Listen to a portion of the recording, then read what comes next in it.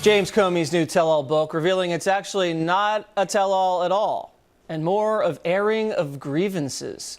Here with a reaction, former Arkansas governor and Fox News contributor Mike Huckabee. All right, Governor, I mean, come on. This guy, if you read the excerpts that have been released, lavishing praise on Loretta Lynch, lavishing praise on Barack Obama, lavishing praise on his chief of staff. I mean, he's destroyed his credibility. The guy's obviously got a big axe to grind, and he's completely biased against the president. I think he discredits himself more with this book. What do you think? No doubt about it, Jesse. I mean, here is a guy who only found his conscience and his point of view after he got unceremoniously sacked. If he really had felt this way, then the proper thing for him to do would be for him to announce publicly that he was resigning, not having to be fired, because he just couldn't stand working for this president. But that's not what he did. He continued to work for this president. He had no problems up until the point that he got shown the door. And then suddenly, a few months later, after he writes his book, he finds that he has all these feelings that he needs to get off his chest. You know what it reminds me of? It's like the person that goes and doesn't have the temperament to confront the situation face to face. He scurries back and writes in his little diary because he didn't really have the temerity to address it mano a mano. And it's like he writes down his feelings in his little journal. I mean, this is supposed to be the FBI director. You know, this is supposed to be a real straight shooter and an honorable man, but he's not being straightforward and honest with people if it's Loretta Lynch, if it's President Trump. He runs and he writes something, and now he's trying to cash in on his little notebook. I want to read another excerpt. I mean, this is about the dossier. He says, "Can you imagine me, hookers?" President Trump saying that to James Comey. And then he goes, Comey says, he has a beautiful wife, and the whole thing has been very painful to her.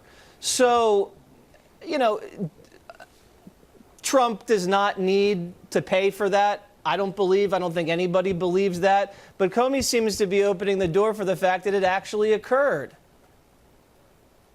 Well, there's no evidence of that. In fact, there's a lot of evidence that the whole thing was made up. That's the problem with the so-called dossier. It was manufactured. It was manufactured, and then it was used as the basis to get a FISA warrant. That's what makes this whole circus so very frustrating, and I think puts, frankly, the entire Justice Department in a very bad light.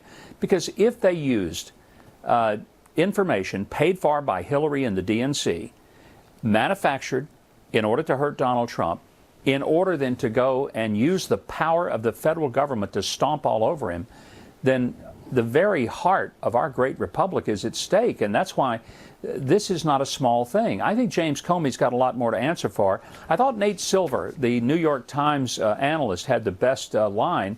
He said this book shouldn't have been called A Higher Loyalty. It should have been called A Higher Royalty, because it was all about James Comey getting the most amount of money he could and cashing in on his 15 minutes of fame. And everybody does that. They try to make money off Donald Trump because no one really cares what Comey has to say. It's all relative to what he said about the Donald. Now, I think he sunk his own case because he's admitting in the book that the dossier was unverified.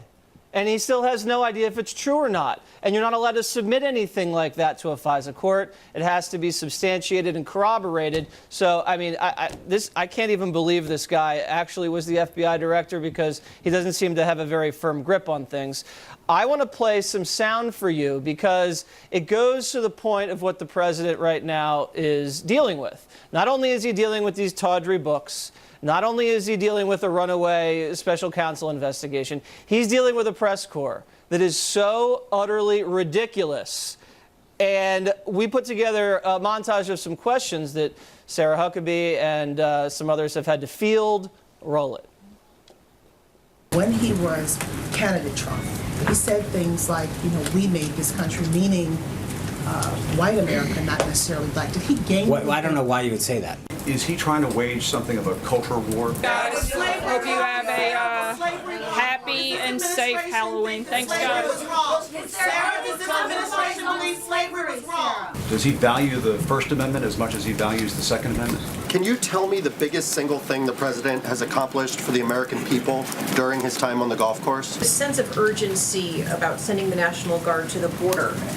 The secretary sort of sidestepped this question. Does this have anything to do with a report that the president saw on Fox News? Can you assess the president's mental fitness for office? Is he limited to one scoop of ice cream now? Does the president believe in the existence of UFOs? What are President Trump's flaws? As a woman standing out there talking to us, I know your job is to relate what the president says.